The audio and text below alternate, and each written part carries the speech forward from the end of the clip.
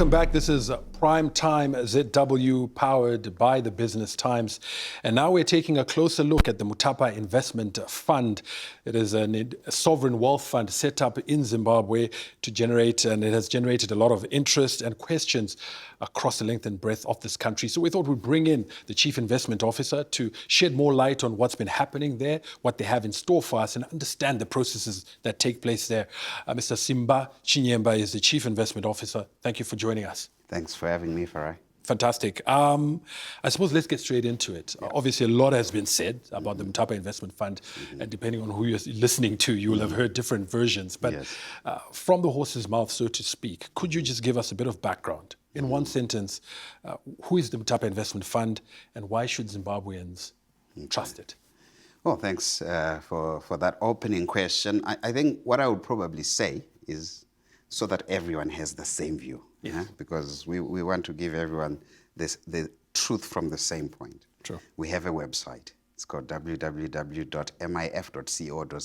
Every Zimbabwean should know it because Mutapa Investment Fund belongs to every Zimbabwean. Now, to explain who we are the Sovereign Wealth Fund of Zimbabwe. We are tasked with investing for the current generation as well as future generations. Now, why does Mutapa exist? It exists because Zimbabwe is endowed with a lot of mineral resources. But as you know, mineral resources are a depleting asset. So when the idea of Mutapa Investment Fund was first brought about, it was seen that if you are not careful, when our mineral resources have depleted, and we haven't done anything with the wealth that we are generating from them, future generations will look at us and judge us in a very harsh way. Maria, where did it go? And Mangoda, gold research that we had. We once heard there was this thing called Zimbabwe with great mineral wealth. What happened to it? So this is where Mutapa Investment Fund was initially, the Sovereign Wealth Fund, to be precise, initially started. Now, when it was formed in 2014 under the Sovereign Wealth Fund Act. In 2014, it was anticipated that there would be a fiscal surplus, of course, arising from our mineral resources. This never happened. And in 2023, a different approach was taken. Because if you try something and it doesn't work, only a fool would keep trying the same thing and expect different results. True. And we are no fools. So the second thing, then what happened is we also realized that while the company was not having a fiscal, the country was not having a fiscal surplus, it was also having a drainage from central treasury from poorly managed state-owned enterprises.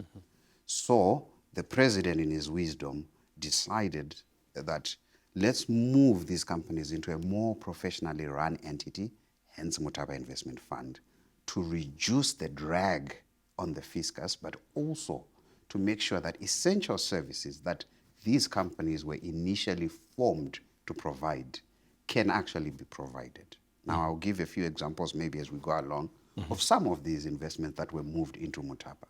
But I guess in one statement, Mutapa Investment Fund is the sovereign wealth fund of the nation of Zimbabwe. It exists to invest on behalf of the people of Zimbabwe, today's wealth for the benefit of the current generation, but also future generations. How has it been going? It's been going very well. It's been manic, you know. We're almost like a startup, but endowed with a lot of old industries and a lot of old companies. And a lot of these companies, the first thing we had to do is to change the mindset of what it is to be a commercially run entity as opposed to a state-owned enterprise that just sits there and if there's something wrong, they just go to Treasury and say, please bail us out.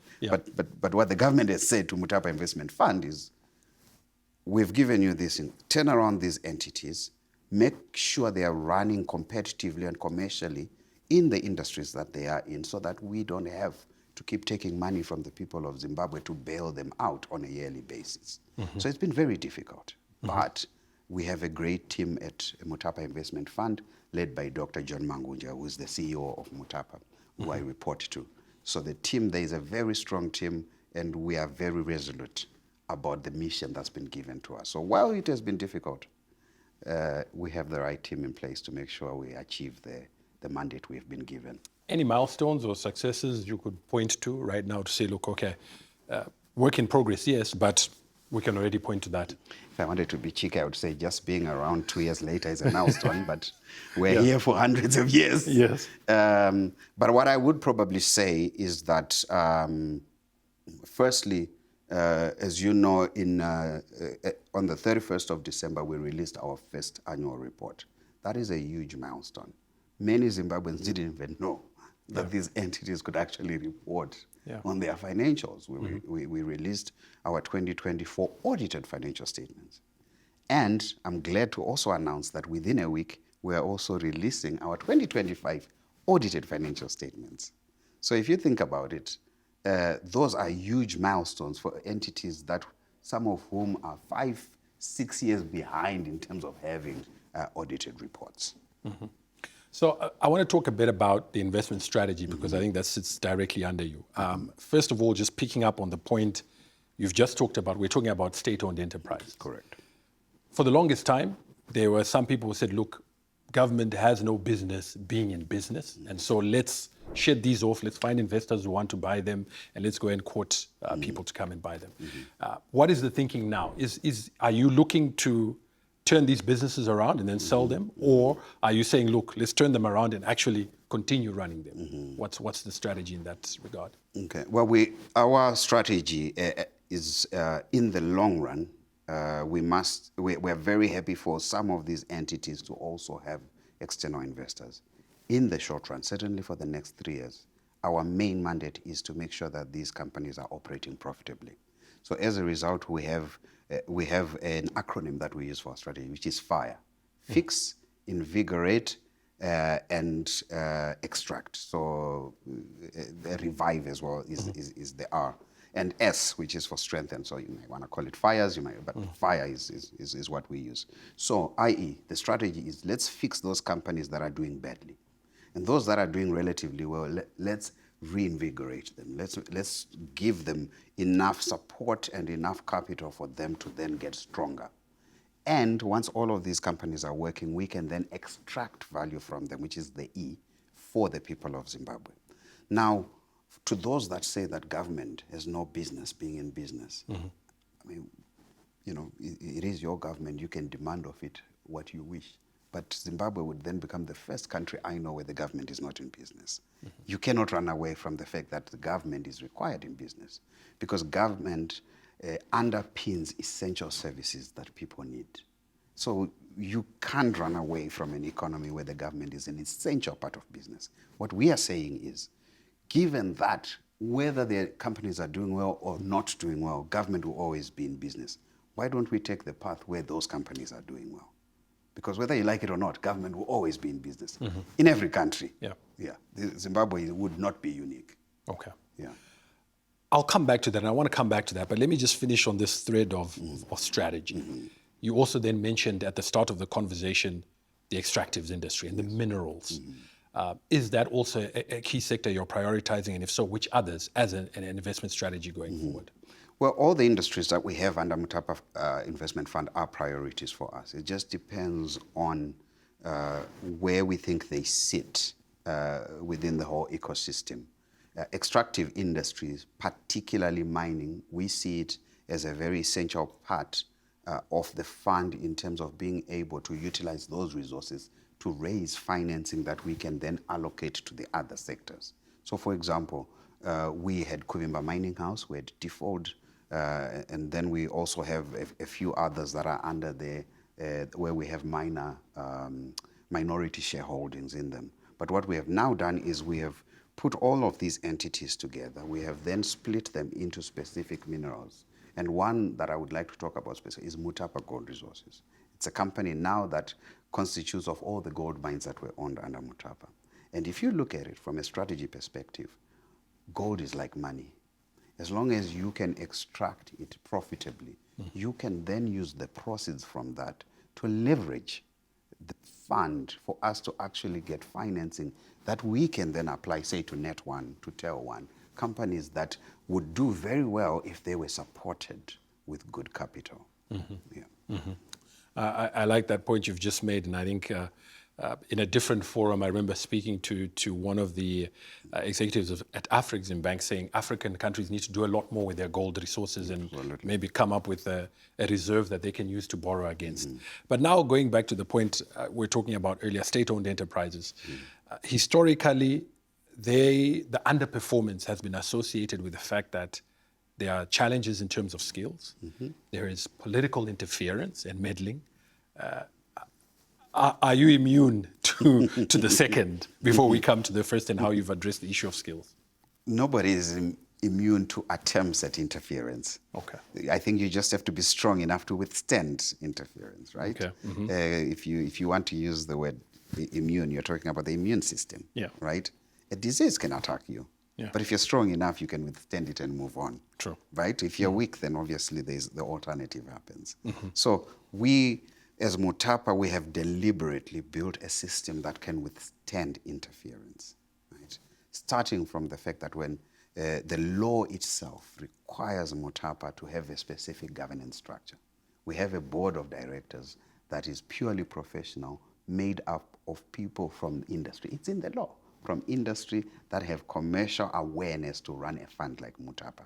It is then run by a CEO who has a team that includes the chief investment officer, the chief financial officer, amongst others. And all of those are taken from professional people. So we are not saying that we cannot operate in an environment where we have stakeholders like various ministries. That's impossible. These are essential stakeholders where we operate. But what we are saying is we have been given the mandate to make decisions that are important to the entities under us. But those entities, we require them to know who their stakeholders are and work with those stakeholders. I'll give you an example of a company like NRZ, or maybe let me use NRZ. I was going to use maybe ZESA, which is also a different one, which the same applies. But let's say NRZ. NRZ is a railway company. It's part of the Ministry of Transport's essential service providers. When the Ministry of Transport thinks about the strategy for logistics in the country, they cannot not think about rail. NRZ is under Mutapa Investment Fund. So we cannot put blinkers on and say the way NRZ must operate must be independent and free from the Ministry of Transport. That cannot be. We work together to get these companies to move forward. What we are just saying is the roles are different. One has a regulatory type of role. The other is an active shareholder type of role. But all of us, both of us, Mutapa and Ministry of Transport, as well as others, of course, that would have a stake in that, our primary goal is that Chinyemba fund. And that's our primary goal. How smoothly have these sort of, relationships been where you have to be bedfellows with a ministry, other stakeholders? How is that going? I guess truthfully, with some ministers that have understood this, it has gone very smoothly. They've been very supportive, they've understood. Then there are some cases, of course, where perhaps people are still getting used to the way things are done. Some companies were essential and cornerstones of a particular ministry's whole activities. And all of a sudden, this company has now been moved into this new entity that manages it differently. So, of course, that change is not easy. So I'm not going to lie to you and say, oh, you know what, it's been smooth, it's hunky-dory. No. The reality is some have taken to it like water, like fish to water. Others are still getting there and they are still putting their swimming costumes on. Another issue that, again, depending on who you speak to, we've heard about this, and again, for you to clarify and give more insight into this. So you are this entity that is out there managing these. How are you funded? When we started, we were funded by a government grant, which came from Treasury. So the government actually said, we're setting you up, here's some money so that you can get offices, office furniture, all those things, because we started from scratch. But in addition to that, a lot of our internal funding, so we've got various types of funding. There's internal funding, so that comes from dividends that we expect from those entities that are actually profit-making. Then the other part is now we also look at external funding, and it sometimes comes in the form of equity in the various entities that we have, if we so determined that we would like an equity partner in it. In some cases, we've been able to leverage the resources that we have to get financing from international players. So last year, for example, we raised close to $1 billion under Mutapa Investment Fund, and that was in our first full calendar year. And a large part of that came from us leveraging certain assets to obtain external funding from international investors. Nearly all of it was with international partners. Money that came into Zimbabwe or restructured investments in debts and investments in Zimbabwe from outside, that we have then deployed in the economy for various needs. So that's essentially debunking this belief that Zimbabwe is not an attractive investment. People are risk averse. We have a high country risk profile. People are naturally risk averse, and our risk premium is higher than normal as a country. We would like to bring it down.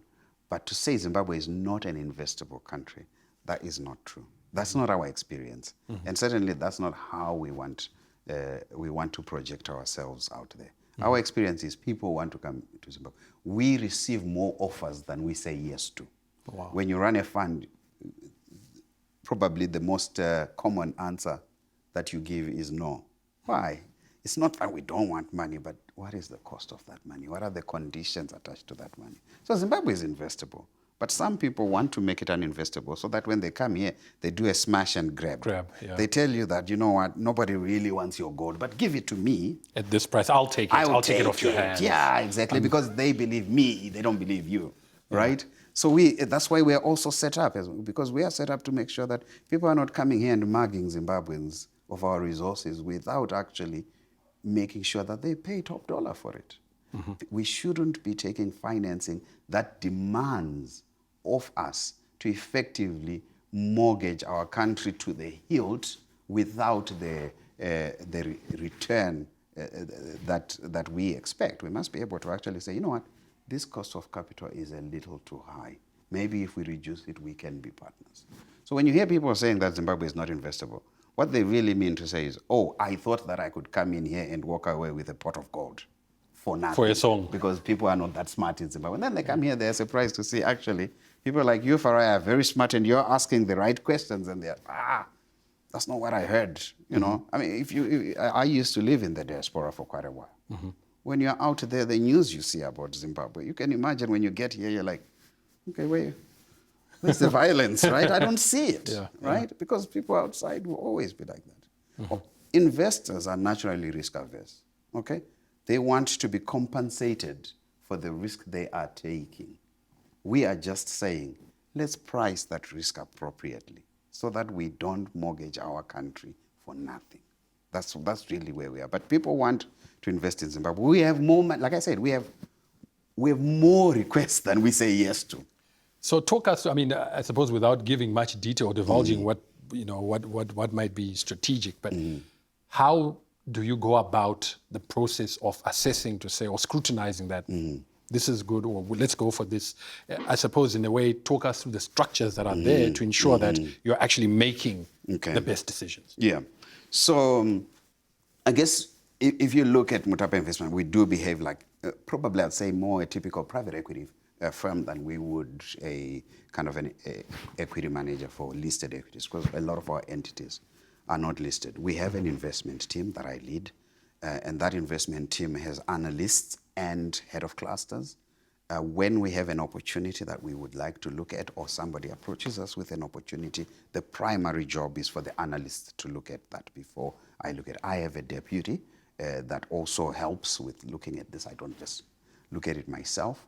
Then once we are comfortable with the metrics of a particular investment and we think, you know what, we would like to look at this, we then must go and defend that to a management investment committee. So there's a management investment committee that constitutes of other heads that are actually not in the investment team, because we also have a head of human resources, we have a chief financial officer, head of internal audit, head of communications, people that are actually involved in the Management Investment Committee. They look at what it is that we are bringing to the table. Does it make sense? Is it aligned with the strategy of the fund? And people bring in wisdom from different areas, not just our financial analysis mind. I'm an actuary myself, so if I was looking at something, I'm just going to look at it with an actuarial mind. Yeah. But that is not always the best way to look at an investment. There are other considerations to look at. Once the Management Investment Committee is very happy with it, it then takes it to an ExCo. There is an executive committee that is chaired by our CEO that looks at an investment and says, okay, the Management Investment Committee says this looks good. Now we have a wider group of people that are actually saying, okay, what does this look like? Do we have the money? Do we want to do it if somebody is bringing money? What is the cost of capital? What are the benefits to society? All those things. Once the company is very happy with it, as I mentioned earlier, we have a board. The decision then moves to the investment committee, which is a committee of the board. And there are various approval limits as we go along, right? So there is an investment committee that is led by an independent chair of the investment committee. They're a board member that doesn't work for Mutapa. They actually, at the moment, is led by a gentleman called Prasad Bamre, who's based in London. And he is part of our board. And he heads the investment committee. It has various board members in it. They decide whether this makes sense. If it makes sense based on our submissions to them, it then goes to the main board. Then the main board says, yeah, okay, fine, we like it, or we don't like it. Yeah, your recommendation is good. A lot of good debates happen at the board as people look at particular investments. Once the board is happy with this, we can execute it. But there are still some conditions. For example, if we are indebting the company, we must also seek approval from the Ministry of Finance because we're indebting the company by doing that. So we also have to go and speak to the Ministry of Finance and give them our investment thesis and our investment analysis of why we think this particular thing happens. If it's a triple P, it must go through the triple P committee. Again, there's a triple P Act which deals with all these things. So there are various, if I can say, safeguards that ensure by the time we make a decision, it is done well. There's a good process around it. Now, it sounds like a long process. Yeah. Right? I was going to say. So your next question is going to be, bureaucracy, guys, exactly. How quickly are you making decisions? Well, we're making them deliberately, but we are pretty agile. This process that I mentioned, for example, up to the investment committee level, this could happen within a 2 to 3 week period, for example. If the investment itself is very big, let's assume we're looking at a potential $2 billion investment. Yeah. You would be the first one to have my head if we made that decision in a day. Yeah. Right? It has to be thought out. So it might take a bit longer because we also have to look at various stakeholders. Remember the ministries that we talked about, they might be interested in this thing that could change the landscape of the area that they regulate. But generally we are pretty fast. So the way we have built the fund is to be agile but robust. So we have a robust process, but we make sure we do it quickly. Simba, we're about to wrap this discussion up, but you stressed at the beginning that this is our fund, and by our I mean Zimbabweans. Yes. It is every Zimbabwean's fund. So what is the expectation that Zimbabweans should have of the Mutapa Fund? What is it that they, at the end of all this, should get out of this fund? And when can we start to see those sort of results? You're already seeing those results because if you go to Treasury, you'll find that last year, those entities have asked for a lot less from Treasury than they did the previous year.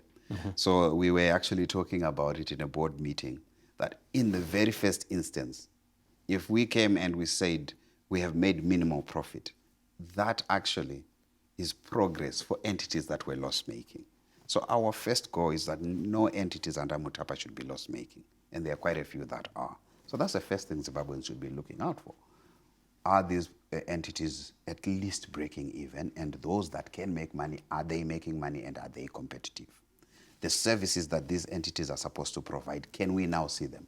Do we have electricity, as is under Mutapa? Do we have continuous electricity in our homes? So bringing Mutapa into the house, okay? You can get on a train and go to Victoria Falls from Harare. That is something you should look at. Can I get on an Air Zimbabwe plane and go to London? Do I have electricity in my house every day?